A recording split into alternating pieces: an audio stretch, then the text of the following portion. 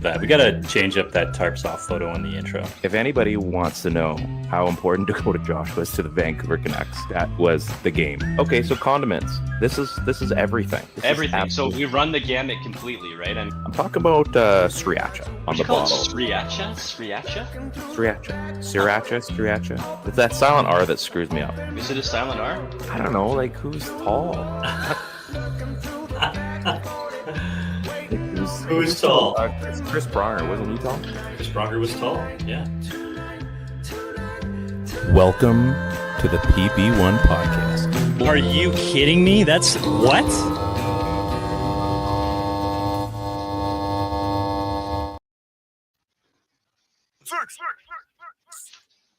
Is it sriracha or sriracha?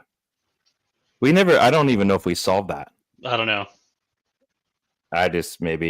We could probably listen to that intro like 6 more times and answer a few more questions. The Dakota Joshua thing, I think, is still relevant.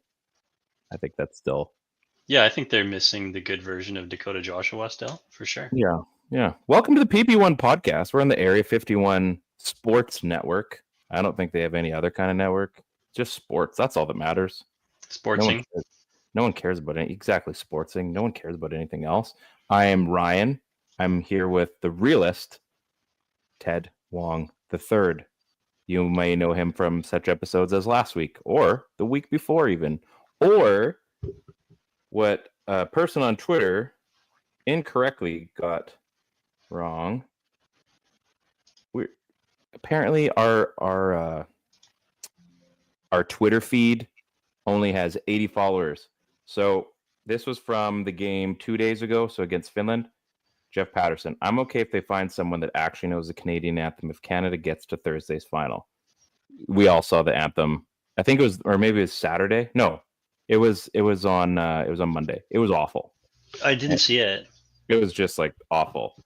And somebody's like, that was something. And Jeff Patterson goes, can't boo the Canadian anthem if you don't actually sing the Canadian anthem, I suppose. So I just, I posted that my 11-year-old just sang the Star Spangled Banner with the word Sidney Crosby only. Same effect. She just goes, Sidney Crosby, Sidney. It was awful. I told her. And then this guy, Gordo, the weirdo, I'm giving this guy beyond more than he deserves. He's like, your podcast has like 80 followers. I don't think anybody really cares about your opinion. And I looked, I'm like, do we have 80 followers? And I realized we had like 400, and I was like, he must mean the football podcast. And listen, bud, we haven't been doing that since a while, okay? It's not even a thing anymore. I'm surprised there's 80 followers. So the fact, like, he had to deep dive, so he actually had to get invested in his burn to try to roast me. And I said, we have 86. I said, joke's on you. So suck it, man. Suck your Gordo. Suck it, Gordo. Oh, man. I love hockey. I like this show. I like you. This is a good time. Yeah, we're going to talk about some Canucks. I named our episode this week, The Four Nation Army. Couldn't hold me back. Oh. The World Cup and the Olympics would technically probably be closer to a 7-nation army, I think. Do you feel like we're still missing teams in the? I know it's the Four Nation, but I think we're still missing teams. We should be having other teams. Like, I know Leon Draisaitl is all world right now, but like, how good would Germany be? Probably not that good. I'm not super concerned about them. Germany, Czechia, Switzerland, like Czechia would be fun, right? Czechia, Slovakia would be fun. Russia, obviously. Like that's what the World Cup is about, right? That's why I think everybody. I was thinking the same thing the other day. I'm like, I get it that it's the four thing, and everybody keeps going on. Sorry, I'm sidetracking about like they can't have the All-Star game anymore. Like, well, you can't just have 4 countries play every year. That's not fair to all the other really good players that aren't playing. So yes, that's why they're going to do a World Cup, and that's why the Olympics comes. They want a big event every 2 years, and maybe you just don't do an All-Star game anymore, period, and just have a break or something. I don't know. Let the NBA try to salvage whatever they got going on. But yeah, it definitely feels like you're missing countries. Like I don't know. It has the hype. They definitely got lightning in a bottle on this one. And it's missing those other guys, those other elite players. Like, yeah, I want to see Leon Draisaitl out there. I mean, I want to see the Slovakias. I want to see the countries where they're going to upset, Sweden or the US or Canada even. I want that. And that's why I think the World Cup, now that we've had this, I think the World Cup, when that comes, and obviously the Olympics in Milan, are going to be epic. End rant. Yeah, I mean, it's really like, it was shocking how, like, I was hyped for this tournament, but then the tournament started and I was like, wow, I'm actually way more hyped than even I thought I would be. Totally. And I know you were, after pooping all over it. I will admit that openly. I pooped all over it and I didn't wipe. And it was just been so exciting. And I think obviously like the political climate of the world has something to do with that now in a sort of silly way. And, for better or for worse. Right. But it's just been so long since we've seen best on best hockey. Yeah.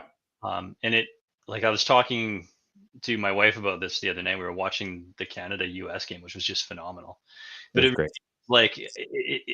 For the collection of all the players that have been available for us to watch, watching the Summit Series, like obviously that was before our time, but how many good players were there, and thinking about, Gretzky playing alongside Mario and having the Cup, yeah. Like, undoubtedly a fantastic collection of players on that roster too. And I think maybe by and large in Canada's one of their best rosters ever assembled, right? But in terms of the amount of just sheer talent on the ice, like there's been so many times where we've had amazing Canadian teams, but they've just grossly overmatched the American version or counterpart, right? Yeah. This is not that. Like, that American roster is as good, if not better, top to bottom, than the Canadian roster. And the Canadian roster is very, very good. So, imagine saying that. Like, I'm going to stop you and then keep going. The Canadian roster has Connor McDavid, Nathan McKinnon, and Sidney Crosby, and Cale Makar, and I can probably go on a little bit longer, and we're admitting that's not the best team. Yeah, and they're like, I see your Connor McDavid, and I raise you a Jack Eichel, and I see your Nathan McKinnon, and I raise you a Jack Hughes, right? And I got your Cale Makar, and here's my Quinn Hughes. You know what I mean? Like they literally have an answer at every step. And I think this roster it's built with a tremendous amount of skill, just like Canada's, but it's also it's different. It's a heavier roster. It's meaner, right? And I'll still take Canada's skill in terms of the top end talent for sure.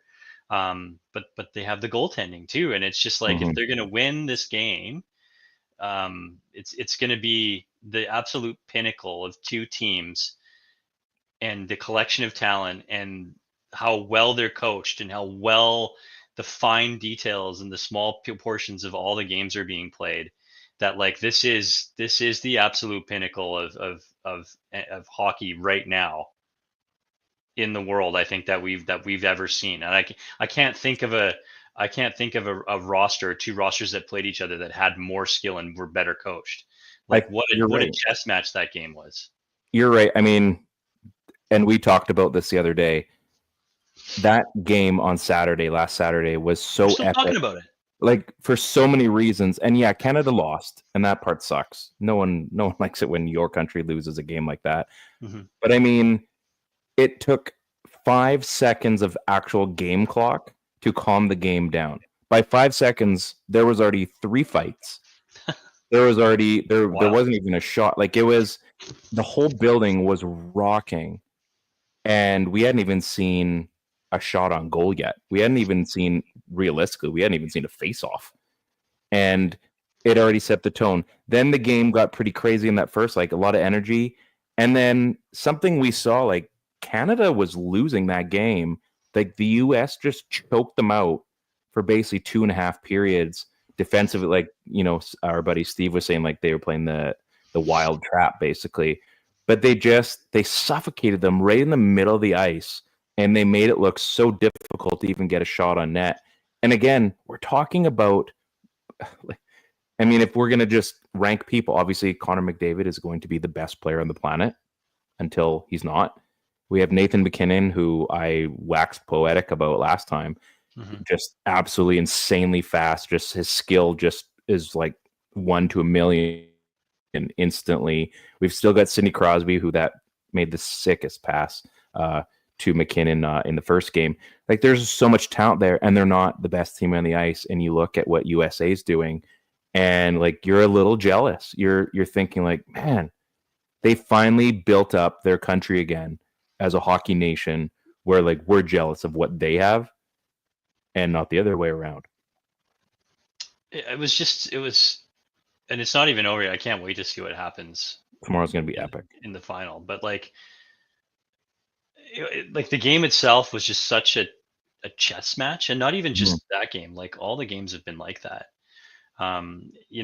Save for some bad moments by that Finnish team versus Team USA. Yeah. But that was close right up until the last little bit there, when the US finally took charge in the last little bit of the game there, right? I mean, these teams are so well coached, and that team itself is playing with, borderline AHL defensemen. Yeah. And then then the Swedes go out and beat the Americans, right? I mean, who got handled, I thought, pretty different badly. Different game. Yeah. But it's like, it just shows you how high end the skill is, and how well these teams are coached at every level, right? Yeah. I mean, we feel like Finland was at a bit of a disadvantage for sure, but extremely well coached, right? And we've had really good teams in lower hockey nations like, Latvia or Belarus or Norway look really good because they've been coached really well. And they had Ronald's Cannons. Ronald's Cannons, yeah. And we're talking about Finland, who is a top 5, top 4 hockey nation. Yeah. That's being coached really well. And a team like that can hurt you if you're not foot on the gas the whole time. And even in that US-Canada game, I mean, the goals that were scored were not, aside from the McDavid goal, I mean, there was maybe some ones in there that we'd like to have back, right? Oh, absolutely. And that's part of Canada's fault, is that they don't have, the elite goaltender, right? I mean, they probably had a better option. Logan Thompson wasn't there. I heard, or I was reading something today, how they didn't want Logan Thompson to play there because of how Vegas fared in Boston. or what was it? Something about Vegas and Boston or something like that. So there's or in Vegas, I can't remember. There's something that was messed up. Anyway, there's guys out there too that they missed. I mean, this isn't even, there's people that think that this wasn't the best Canadian squad. We're not saying they've lost, but we're just going like, there's criticism still that they could have put a better team together. Seeing Cale Makar gone for a couple of games of 2 of the 3, that's a big deal, And with the USA, Charlie McAvoy, I'm sure everybody's read that about how he's got like an infection in his shoulder or something, and they're keeping him like, that's kind of scary too. And that they made the decision, like, everyone's still saying Quinn Hughes might play. Quinn Hughes isn't going to play. It's interesting how like little things like that can change, but at the same time, the USA, I think still, I think the US is the favorite in that game. Oh, 100% they are. Like, I think, what did like Vegas odds had them at 57% or something like that. That makes sense. Exactly. Like, yeah, they look like the better team. And I like your comment on the roster. Like, some people say they could have brought a better team. I don't know that they could have brought a better team. I think they could have brought a different team that could have just been equally as menacing or more in a different way. Obviously, Canada was going for speed skill, right? I mean, there's a couple of guys on that roster. I think Biz Nasty pointed it out early on before the game started, right? Tom Wilson, Alex Pietrangelo, right? Like, there's some guys, as he would call them, mutants that could run around and handle themselves, right? But that's not what the tournament is. Like, you want to showcase the skill. And sure. In that case, that game was bonkers anyway. We've talked smack about Tom Wilson on this show. Like, oh yeah, mostly because he doesn't play for our team.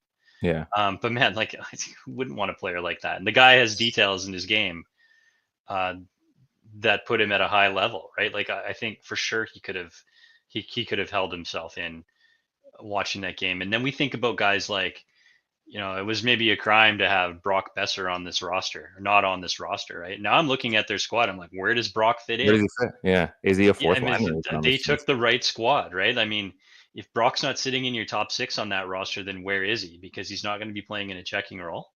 And I think the right guys are there, right? I mean, there was some funny choices, I think, on the defensive side of the puck, right? I mean, I know a lot of people didn't like Colton Parayko being picked. I loved the pick. I thought that he looks good on that team. That's though. the kind of guy you want out there. Speed, skill, size, right? You know, I don't really know who I would have taken. I think maybe I would have liked to see, you know, Hill in that game. But all in all, like this is a very good detail-oriented roster, and speed, skill is a lot. And if they can find ways to free that up in this chess match that's about to happen, because I believe it's going to be another chess match. Well, it sounds like it's going to be. I can't remember who they chatted with, but it sounds like it's going to be shades of the Saturday game. Like they're going to bring what they brought and then some. So I mean, do you think? I mean, this is a dumb question, but do you think they're going to bring like the whole fight thing, or do you think like we showed that hand already? Now we're just going to play the physical game this time? Because I think if they go out and play physical, I think that's also a different hand they could play. I think they're gonna like there could be fights. Like, I mean, I don't think Canada is going to back down from it, but I don't think Canada was expecting that either, right? I don't think anyone was. I don't think anyone were expecting in a physical was game, but they were. That was classic Tortorella, if we'd ever seen it, and we have. Yeah, and we have. So fight you in the hallway. But I mean that to a man, they were fired up for that game to start more than Canada was, and Canada was into that game. So I think this has been like a Canadian squad thing for a while. But Canada even got never really looked that good in that game. They did, yeah. So they had the upper hand too. Was it? Did they score first? I thought McDavid scored first. And you remember, it was a fever dream. Yeah. Canada has had this sort of history of like just looking average in the preliminary rounds and then just putting it together. And you hate that, right? Because at one point it's just not going to work. But I mean, you have to expect that that's going to happen. The Americans have a history of just like falling apart as this thing rounds out, and they don't look like they're ready to fall apart at any point either, right? So no, yeah, McDavid it's going to be a really, really fun game to watch, and I am just super excited for it. And like you said, I mean, it's no secret there's a lot going on in North America right now, politically and beyond. And I think that game had a little extra added to it. I think it was the timing of it was perfect. I think it was like this fever pitch, right? You talk about fever dream, and it like hit a fever pitch where like it felt like that game didn't have any more to offer, and then they dropped the puck. You know what I mean? Like it had everything. Like the lead up, there hasn't been a World Junior game that has had that much hype. I mean, the Olympics back in 2010, I thought was incredible. They've played some amazing Canada-US matches. We've seen some epic beauties. And that one was like, man, it was like, this is going to be the game we're all going to watch. And literally, like the puck probably had even hit the ice. The ref drops it. And as it's floating, the fight's already starting. And you're thinking, okay, this is crazy. And then the first one's done. And then another one. And then another. And you think, okay, this game has absolutely everything. We're in for an absolute doozy. And then, like I said, they choked him out for 2.5 periods. And I don't know if it was a chokeout or if it was just a chess match. I think it was. I don't know if it was. I mean, chess match is a great way to say it. But, I mean, if you were to go watch that game again, which I don't recommend because... I mean, I might. That's an instant classic, that game. But I look at it and just how, like, Canada just couldn't start anything in that game after the first. Like, it really looked like they struggled to create any momentum, any like it was dump and chase. It was like watching the Canucks. They were just trying to get something into the zone just to start something. This is Team Canada. And they had guys that can easily make plays, guys that can make plays inside of a phone booth. And they were struggling just to, like, they'd get over the line, and that was about it. And I just, every time it happened, I thought, like, man, Canada's going to have to make something special happen here, or it's over. It was better than Olympic hockey, and it was because it was NHL hockey. It was. And it was basically playoff hockey with international squads and NHL rules. Yeah. And the 3-fight thing, that can only happen in a format like this. That doesn't happen in World Cup. That's not going to happen 100% in the Olympics. They should allow it, though. I mean, that would be a great international refs playing in international rules. It just would never happen. Yeah, that's what makes it so different. Like that's what makes this thing so unique, right? So, I want to go back and rewatch it because these types of games, like, I mean, just how could you not get up? These guys are in the absolute like peak form condition right now because it's the mid part of the season and they're so fired up. And then you throw the patriotic thing in it, and then you leave alone the fact that it's NHL rules and fights happen, and the referees didn't put the whistle away, but they didn't call anything ticky tack. They let it go, and the players never let it get out of hand past those 3 fights, right? So my only concern is that the NHL steps in and does what the NHL does and be like, hey, last time you guys got into 3 tussles, no more of that. Okay, we just want some clean hockey. We'll be watching you. I don't want any of that. I just want it to go. Just let it play. See how it. Just let them play it out. I don't want them to step in and dictate the game because it's so perfect the way it is. So before we get into the next little bit, what's your prediction for tomorrow night? I just think it's going to be a date really quickly, but let's. Yeah, I just think it's going to be it's going to be a 3-2 game. I think, right? I mean, because I don't think whoever's playing goal. Do we know? I think it'll be Binnington. Okay, well, I mean, if it's going to be Binnington, you're going to expect a bad goal. Yeah. He's obviously shown that he can be clutch when you need a save too, right? In desperation. So, I think he can't let any more in than 2 to win this game. But I don't know who's going to win it. It'd be pretty tough to get 3 past Hellebuck. So yeah, I think it's 2-1 USA, and I don't want that. That's what I think it's going to be. But you're probably right. A 2-1 game also makes perfect sense. Hellebuck's the main reason. I think they can match off on a lot of the pairings on the lines, the forward lines. But Hellebuck I think because of that USA team, he doesn't have to be all world.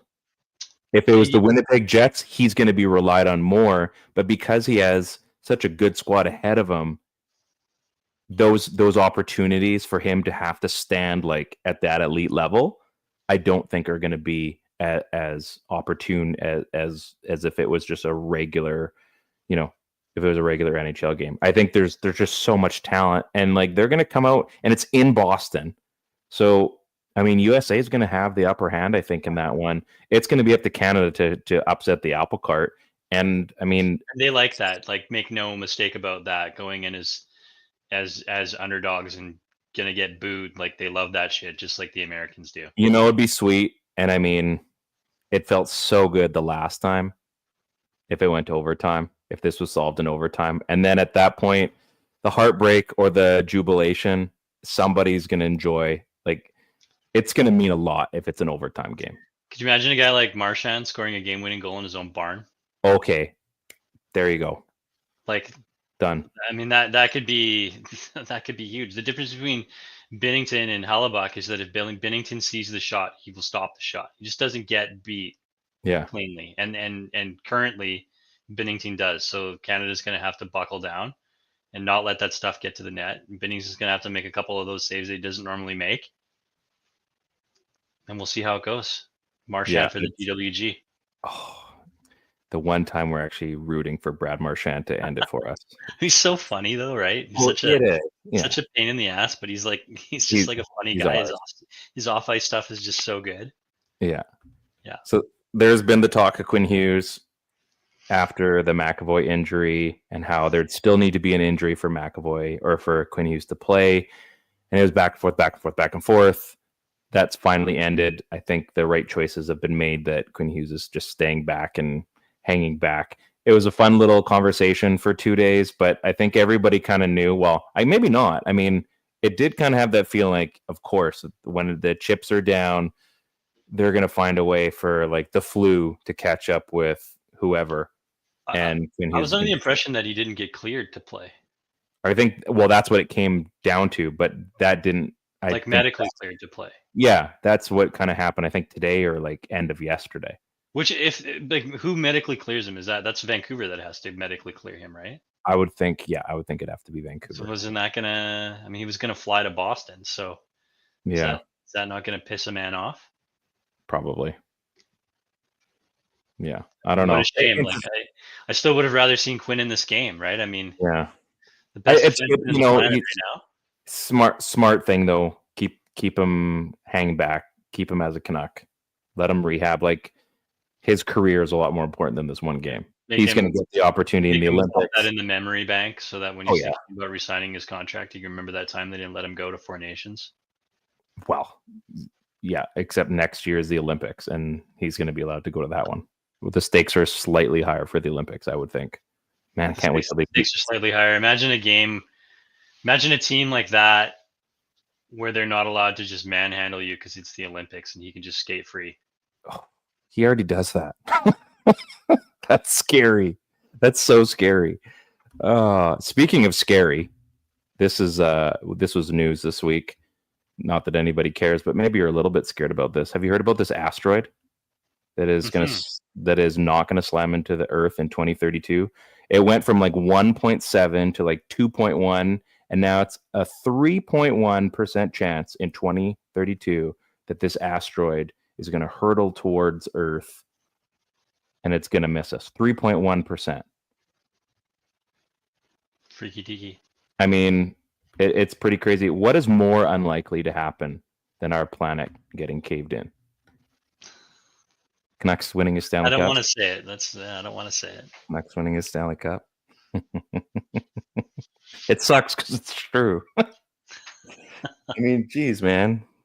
Just give us one. I mean, even if the asteroid just like nicks like a volcano or something, like a zit, and it just like floods part of the Earth with lava, molten lava, that'd be fine if we get a cup.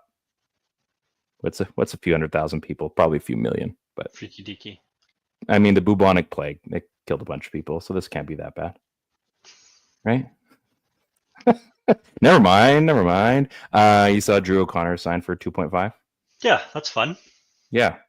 Do you think we've been, you and me, texting on this? A little Brock Besser action? Yeah, like I still believe that the writing is a little bit on the wall here, whether we want to see it or not. For Brock, if I had to pick a player that's going to be gone at the end of this year, I think it's going to be him. And like I might be wrong, and that's totally cool.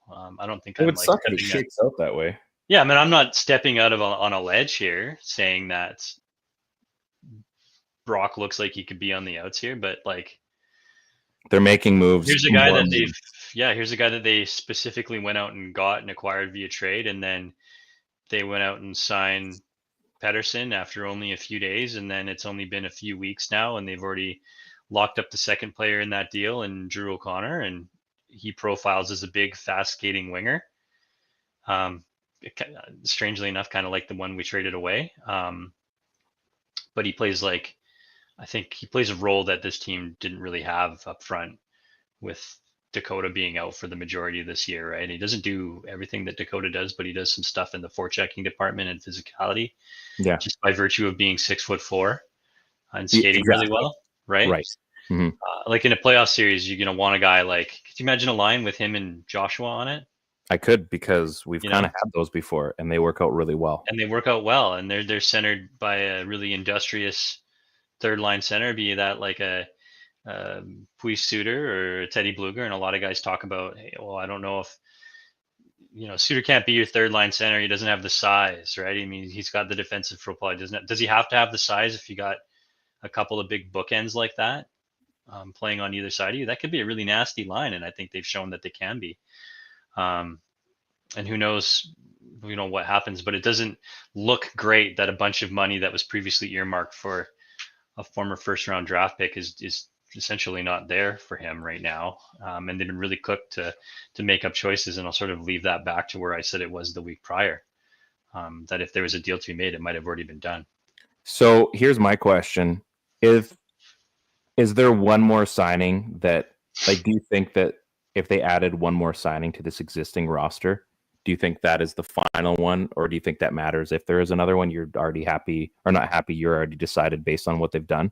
Like, let's say, and we're going to get into this in a second. Let's say that they sign Lankinen. Let's say they sign him to, I mean, if they sign him to anything longer than a year to 2, I think For Lankinen? Yeah, like if there's any kind of contract, if you will, and you basically, we'll get into that situation in a second. Do you think that then they've kind of shown their hand a little bit, thinking like, okay, these are the moves we're making?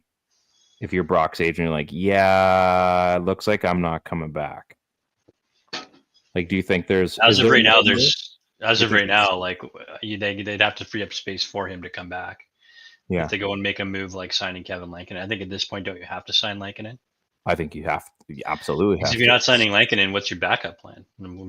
Demko's hurt again. Yeah. It's been a shit year for him. He's shown in the past that he bounces back from a shit year and has a good year. He was bouncing back and then he got hurt again.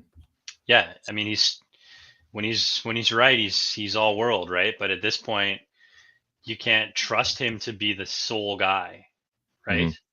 And they had him leave at the end of last season, and they had to bring in another guy because you couldn't trust him to be the sole guy. And could you imagine where this team would be if they not gone for the fail-safe and just it left wouldn't it even to Shilovs? We'd be playing for a first overall pick. So I fine. There's lots of chatter out there that there's other goaltending options and stuff, right? But this guy's getting paid. He's going to make $3.5-4 million plus, and he's going to want a 3 or a 4 year contract, and that puts him to age 33. And quite frankly, if you think that he's a guy that can handle it with a developmental guy playing under him, who's going to work to take starts from him, I still think you have to have a guy on the roster who can play 30 games. Yeah. And I don't know who that guy is, but Canucks goaltending landscape could look very different a year from now, even though a lot of the same goalies will be on this depth chart. And I still say you got to watch out for a guy like Nikita Tolopilo. I was just going to say, if I don't know when they make this move. I think the Lankinen move has to happen in the offseason, because as soon as you sign him mid-season, like anytime to the end of the season, you've now created a firestorm of, okay, is Demko gone? Which it might be. Who knows? Well, I mean, Demko's camp can't even really get mad at that. If they bring in Kevin Lankinen but it's a distraction. I don't think they sign it from both sides. They might say, like, listen, here's what we're talking. This stays quiet between us and them. If this leaks, there's going to be hell to pay. But this is what we're looking at. We do not want to make this a situation until after the season, whatever happens. Because I mean, isn't it already a situation, Ryan? Do you want another firestorm? Like, do you want a literal one where you actually have to deal with one more drama thing that's going on? Like a non-drama drama situation. But what is the drama? If you're Demko's camp, what is the drama? You create a new issue. You create something that, even though it's there, you're talking about it. It's out loud.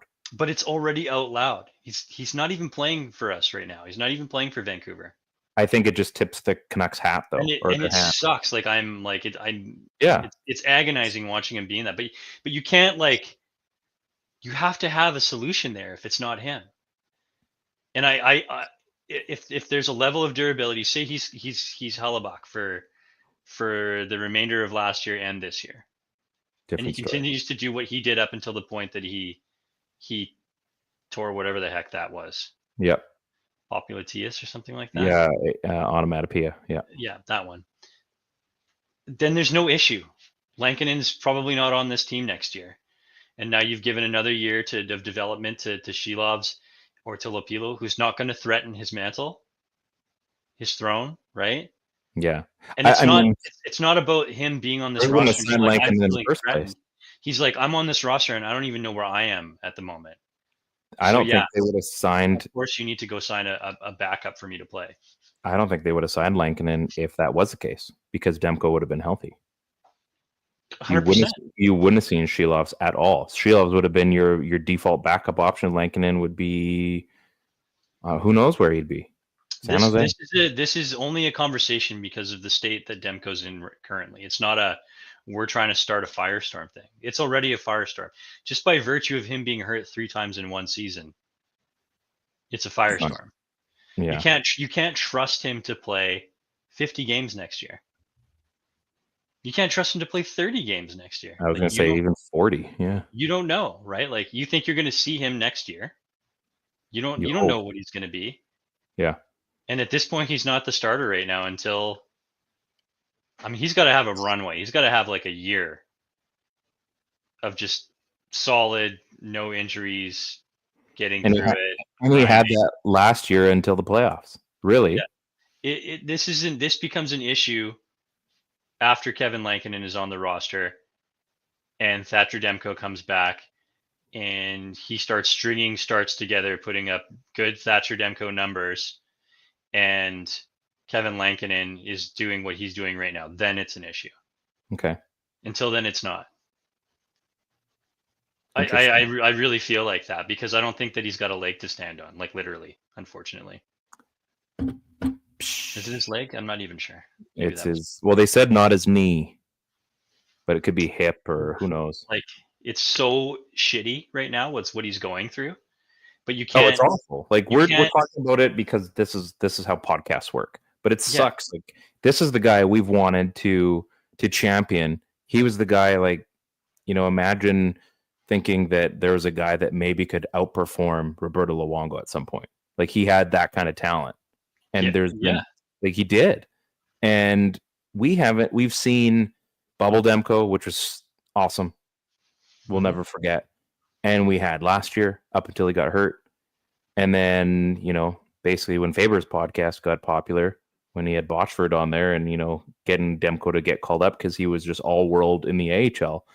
And then it's just been a collection of healthy, out for a long time, healthy, out for a long time. Like it's been so consistently inconsistent, which is basically the Canucks in a nutshell, that, like there has to be a next step here. There's going to be. This isn't like Eichel goes down for Buffalo. Mm-mm. And it's a back issue, and he's missing huge amounts of seasons. Yeah. And you're like, we gotta move. We can't not have another number one center. We're gonna have to bring a guy in. We'll just go find another guy, and he can be our new number one center. It doesn't work like that at forward, right? It doesn't work like that on D. It doesn't work like that at the player position. You can't just go find that, right?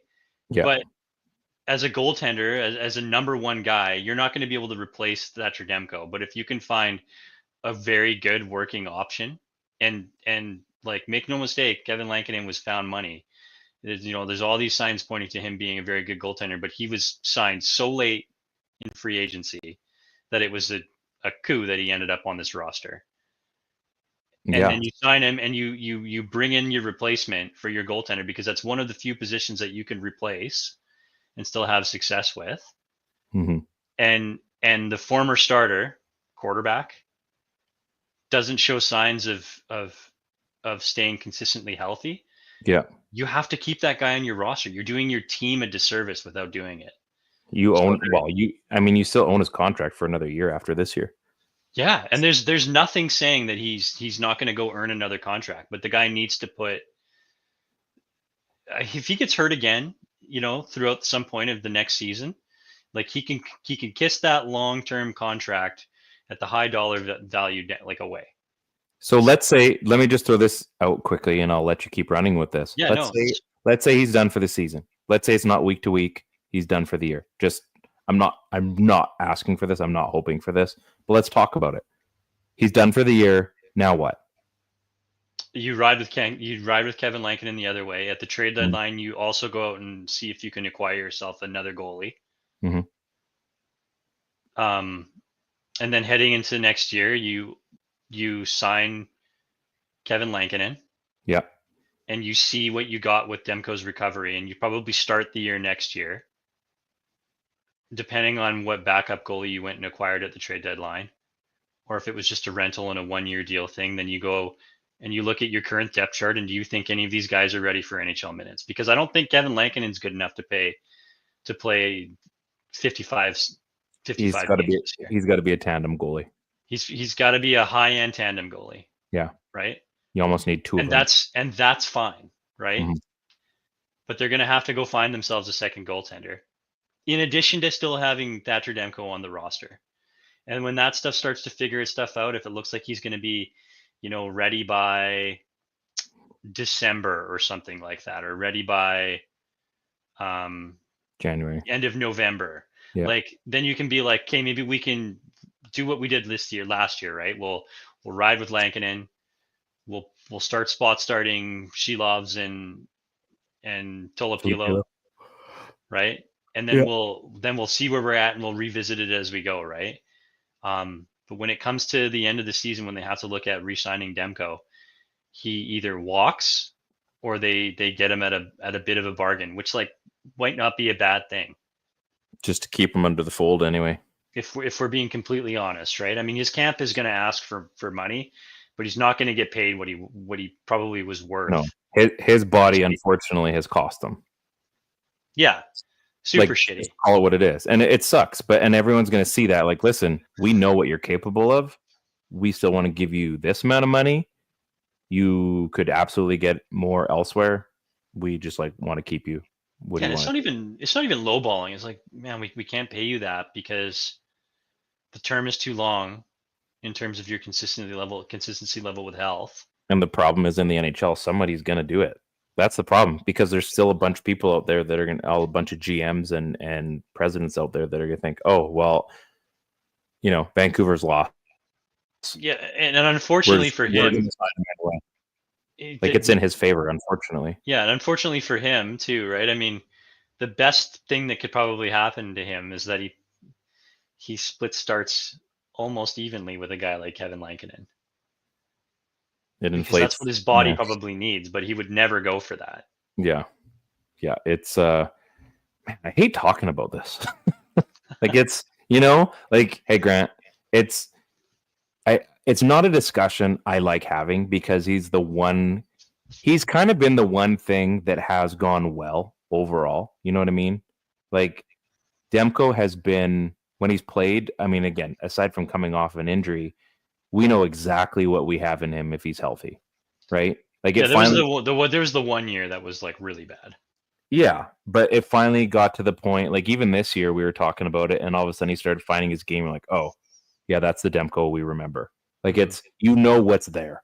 It's not like, oh, I hope it's gonna, like Pettersson. Like hopefully he can come back into form, because we're still waiting if it's gonna happen. Unfortunately, in this case, it's just injury stuff. And then with Pettersson, which is where I kind of want to transition to, what is it? And I want to say too, before we get into discussing PD, how everybody's like, oh, he had 0 points and 10 minutes or whatever on the third pair or third line or whatever. If you go and look at every player that you were expecting to have something magical done in this tournament, there weren't very many players that had epic Four Nations Cups. Like there was a handful of guys at most.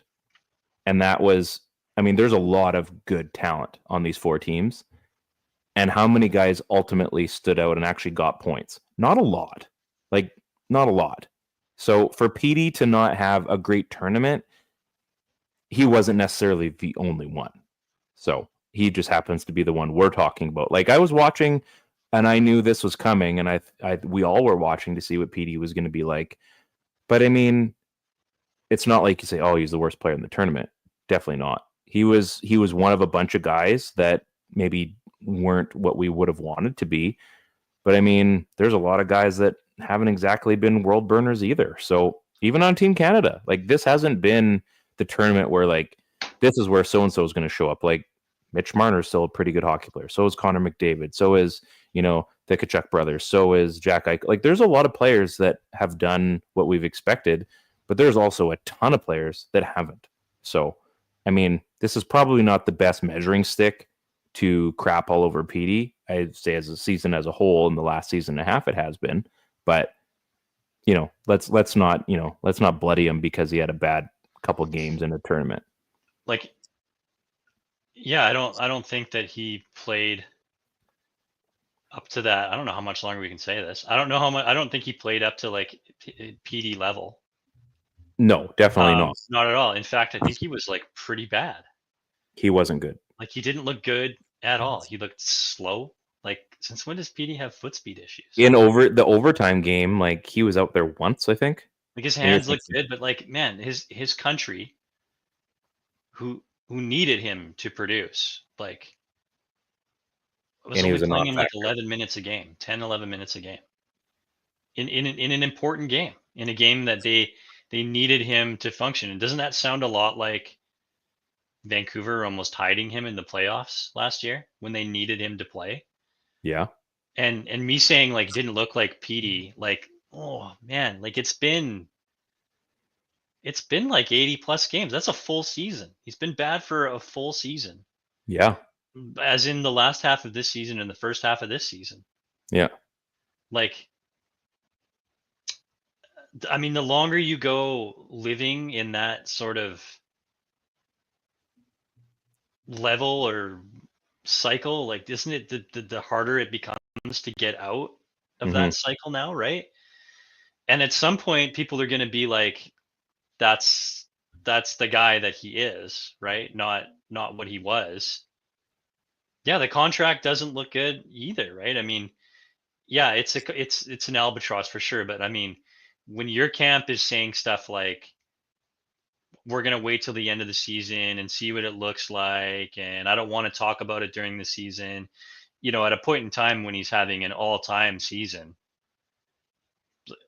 for the only franchise he's ever known, and maybe the franchise's best looking season to that point Is it like before the he reverse signs his Gretzky? contract. Like the reverse Gretzky contract? I'm going to sign Yeah. it in the morning. It's gonna look bad. I mean, yeah, you got to go and get as much money as you want, but then you also can't blame the contract for your faults and dysfunction that's happening It has nothing to do with throughout the season. I think there's a lot going on there, right? There's a lot of rumors going around about JT Miller, and there's a lot of rumors going around about what Miller's comments were to Petey But he's not against even here, Ted. against private things, right? And Yeah. if that happened and that was something that got out in that moment, pretty good chance that it's been happening for a while. And I know that that can wear on a guy, Sure. But right? even still, as someone that, I mean, that situation has cleared itself. Sure, but it And doesn't just you know more than anything. It doesn't just go away. You turn the switch, they're gone. You know, I'm an A+ player now again, right? It just doesn't happen that way. Even though a guy's maybe getting paid like he should, it's kind of an unfair thing to say. But whatever's going on with him is obviously it's between the ears, right? yeah, like the talent's there. Sure, but it doesn't even look like the talent. It barely looks like he can skate, Ryan. So what do you do? What do you do if you're the I Canucks? don't know. Like, even at this point now, if they wanted to trade him, like there's less and less teams that are going. I mean, you saw like who was it that just did the did an article on that? Why can't I remember his name? I want to give Cervelli. Mhm. You know, it was just saying that like there's as the days and weeks go by, with his stock falling and then playing for his own nation, they don't play him. So now that's two regimes now that are seeing this on ice product. It's not just Talkit in Vancouver, right? It's not Talkit's playing style isn't favorable to Petey. Like, well, it was at some point, right? And it's not anymore. They're not playing, you know, they're playing a similar style that they were before. And then he goes to his country and then they're not playing him. Like, That was alarming. there's less and less teams now that are in on the PD sweepstakes, and now they're talking about stuff like, you know, Cousins and Byram that might not even be available anymore. Imagine where the value has dropped. And you know, whoever decides to take a swing at PD, it's going to be a home run stroke, right? And if you connect with the ball, it's gone. It's out of the park. We'll never look back. And if you miss, it'll be a huge whiff that you gave up a marginal amount of talent for. Mm-hmm. And you can go and reset. You just don't get players like that all the time, right? If you have to give up a Cousins and a Byram, who aren't the players that they were before, then you go ahead and do it, right? But he could just be the hugest whiff, or he could just be the most hugest home run, and then Like Vancouver lets that be him. Like the Barry Bonds thing, the amount of times he struck out, but he always swung for the fences. He always swung for a home run, and when he hit, they left the yard completely. But when he missed a lot. And I think this is kind of that situation. I'm still on the boat that if they trade him away, it's going to be a big mistake. But that is changing. That feeling is changing because it just, I mean, this has only been a couple weeks, but there's zero signs, that it's going to change, which is, that's frightening because you have this absolutely colossal talent. Like, remember when we were saying that he was better than Austin Matthews? Remember that? Like the group, everyone thought, oh yeah, like PD versus Austin Matthews, like you guys are out to lunch, like it's clearly Pettersson. And we believe that. Imagine. You haven't seen that guy for a long time, man. Dude, like now we're thinking like, oh, I would take Austin Matthews in a heartbeat. If you even look at PD's point per game stats right now, they're still like elite. Right? But that's just how good he was when he was working, when he was going. Exactly. He built up the cachet, right? He built it up and now he's playing it out. Now it's evening out. This is, I mean, they're going to do case studies on this. Like, it's, imagine having such an insanely talented player with, and as I said, an X factor that is just, it's otherworldly, the alien we all called him. And it's just, now he's like an alien, like, you know, we want him to go home. Like, it's ET. Like, it's, this makes no sense of where he sits right now. It just, it's mind-boggling. It's mind-boggling. Grant saying the fact that he's so pissy now too just really rubs me the wrong way. It's all the body language stuff. It goes back. That's to his personality anyway. Like, not that it's a bad thing. He's just always had a pissy. It's just a bad look, right? Like it. But he's always had that part. Sure. No, I think people know that, but it's just a bad look. It doesn't mean you dislike it. Oh, he's always a little shit. But like, it doesn't make you like it any more or less, right? It's just, it doesn't look good. It's not a bad look. I mean, you want, when someone is struggling to work through something, you want them to appear that they're working through it, right? So I think that this season for him is like a write-off. It's gone. Like it's a garbage season. It's a throwaway season for him. You know, fit yourself in to have, you know, second line production. If you can shoot for that, that's the best you can do right now. It feels like I feel like that's all we should be asking for, right? And whatever, that's okay. Yeah, and he needs to walk away from the season, go back to Sweden. Whatever's going on inside of his life or outside of his life, figure it out. See, as a sports psychologist, I don't know what these guys do, but he needs to completely reset himself and then come back hungry to re-engage, because this player doesn't look engaged. I think the really hard part is, and I believe you're right on this, Ted. The hard part is like the walking away from the season and just like restarting it, because restarting it isn't till September. No, you need time away from the game. But you know what I mean? Like September. The season then doesn't start till October. We're basically saying like 7 months from now, let's revisit this. That's a long time. That is a long time in life. Sports feels like forever. I mean, we're going to be a month into the NFL season, and we're going to say, okay, time for Pettersson to show up. That's a long time. I mean, he's been lost for an entire calendar year worth of games already. I know, but now we're just saying like, and like I said, I agree with you on this. You're saying right off the season, which is unfortunately what does need to happen, and like figure it out in the offseason. That's so long. You're not gonna fix it now. No. I like this question here. What other recent NHL players have had the same path as PD? Line was what Grant says here, but like I can't think of somebody. I can't think of somebody who's fallen that far from grace. I mean, he's getting paid like he's getting paid like he's in the 1%, right? And because at the time of that he was, and I can't think of a guy that was in the 1%, line included, that fell off that far. This is, like I said, it's a case study. Yeah, and not fallen off due to age, or injury,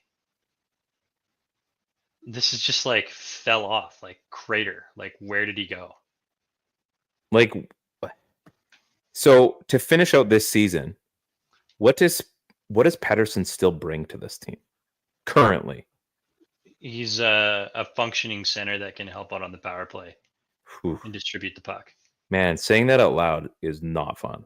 He's not good right now. He's not. I mean, he can obviously still play. Like, well, how many points has he got right now? He's probably in like the 50s, maybe not even 40s. He should have like 75 points already. Like, he is at 34 points right now. I was gonna say, like, it wouldn't be unreasonable to expect like 60 points from him. 60 points. And you know what's crazy about 60 points? Like, 68-point Elias Pettersson a couple of years back before his breakout season. There was some frustration there, right? Mm-hmm. That guy was still scoring 32 goals in a year. He had back-to-back seasons in his rookie year and sophomore season that he put up 66 points. So he's on pace for a similar go at this one, right? I mean, maybe the 89-point season and the 102-point season was not actually him. Maybe he's just 66-point Pete. Oof. Who knows, right? Like, we don't actually know, but we just know because we've seen this sublime skill that shows up and showed up for the better part of like 2 seasons. And do you remember the last half of that season, the Boudreau era? Mm-hmm. I mean, he was really good. Like, I don't know. It's got 11 goals this year. It's not enough. Like, he should be at 20. I think even like the 11th goal he scored this year, like, he had it in the slot just off to the left by the dot, and like delayed shooting, looked like he wanted to pass it before he finally put it home. Like, it looked kind of awkward. And that's what his whole game has looked like for the last like 2 years. Man, I'm like absolutely just like, I'm sad. Like, this is sad stuff, man. Yes, yeah, not good. It's such a unique situation, I think, because of where the talent is. Again, not injury necessarily related. Just what a sequence of events that this is basically accumulated to. It's Lemony Snickets. It is Lemony Snicket. Yeah, exactly. I don't like it. What else do we got left? I think we're basically Pedersen, blah, blah, blah, Quinn Hughes, Asteroid. I like your Asteroid thing. That was fun. It was fun. Did you see the giant iceberg? Oh, which one? So I don't know. It was like A23A or something like that. The one off like the coastal tip of Antarctica. That's like heading towards the little island off the right hand coast off like the eastern coast of like South America. Oh, really? Yeah, it's hilarious. You should look it up. Icebergs. Okay. It's been spinning, stuck, and rotating in this current forever. Should put it Bermuda Triangle. For a number of years, and now it's finally broken free of that, and now it's like heading towards this little island. I can't even remember the name of it, but they're screwed. It wouldn't surprise me if this iceberg was like bigger than the island. They're screwed. Maybe they should throw a Titanic into it. Maybe. You know what? Just sacrifice another ship. It's like a billion times bigger than the Titanic, though. That's for sure. Oh, okay. Well, then I have no idea how to solve this problem. Tomorrow, Canada plays the U.S. for Four Nations Cup glory. I don't know. Is this going to be the only time this tournament happens? Like the fact, I don't know. It could be like a semi-annual thing. Like, is this how they replace the All-Star game? That sounds good to me. I mean, it's just because you've got the World Cup and you've got South Georgia Island. Is that what it is? Yeah. You're looking it up. No, Grant put it on there. It's like 23,000 square kilometers. Like it's like massive. It's like bigger than Greater London. It's a big iceberg. It's huge. The South Georgia Island. That's I don't know how big the South Georgia Island is in comparison. Grant, maybe you can look that up. to this iceberg, but it's hilarious. It's not a meteor, but Yeah, I think Grant's got a good point. Does the trophy just sit in the Hockey Hall of Fame? Because this is kind of like the old World Cup of Hockey trophy, the sheath one, except this is a little different. I as great as this is, they're going to have the Olympics next year, and then they're saying the World Cup of Hockey is in 28. So then when's the next time? And they want to make World Cup and Olympics like every 2 years. So then where does this tournament fit? Why not just give out gold medals? Maybe it's just rebranded as the World Cup of Hockey. Okay. Yeah, just adding more countries. It's as long as it has NHL rules and it's played in NHL rinks. I want an 8-nation army for the next. Yeah, I mean that would be something else, man. If it turns into World Cup of Hockey and they're allowed to bring in players from overseas that are playing in the Euro leagues and stuff, like we saw some really good coming out stories in the Olympics. Some of these guys, like I remember Siegenthaler, that was like playing for the guys just running around hitting everyone. Like, how is this guy not in the NHL right now, right? So it would be pretty cool to see some of those guys in NHL rinks playing NHL rules, but they're the best player that plays for Slovakia. Baseball did it. Worked out pretty good. Switzerland. Yeah, great. Have you heard about some guy named Shohei Ohtani? Remember him? World Baseball Classic was like awesome. Remember Shohei? Yeah. I remember every Japanese pitcher that plays in that tournament. Dodgers and Yankees are like, hi. Yeah, it's great. Yeah, like watching teams like the Netherlands play ball, and I love that. Yeah, Lance was a big fan of that. Big fan. Yeah. Well, this is it. There's a big hockey game tomorrow, so we need to get lots of rest. Lots of rest for the big game tomorrow. I will be sitting at 5 o'clock. Yeah, so don't miss out. I got to race home to see this. Actually, I don't have to race home because anthems are going to take like half hour. Hopefully, maybe we'll hear the Sidney Crosby version of the Star Spangled Banner. It's if they're sung correctly. Just, you got one job. Just do that. Just sing it. Don't be the star. You're not the star. They've invited you to do this. Do your job the way it's meant to be done. We will celebrate that you did a good job. Don't make it your song because it's not. Okay? Okay. We've all said it before. I'm saying it one more time for all the 86 people that apparently follow us on Twitter. Follow the old podcast, the other podcast. Yeah, geez, Gordo, get it right. On behalf of my good friend Ted, the realist, if you will, I am Ryan. This is the PP1 podcast on the Area 51 Sports Network. Good to be here. Go Canucks, go. Go Canada, go. We'll see you in a week.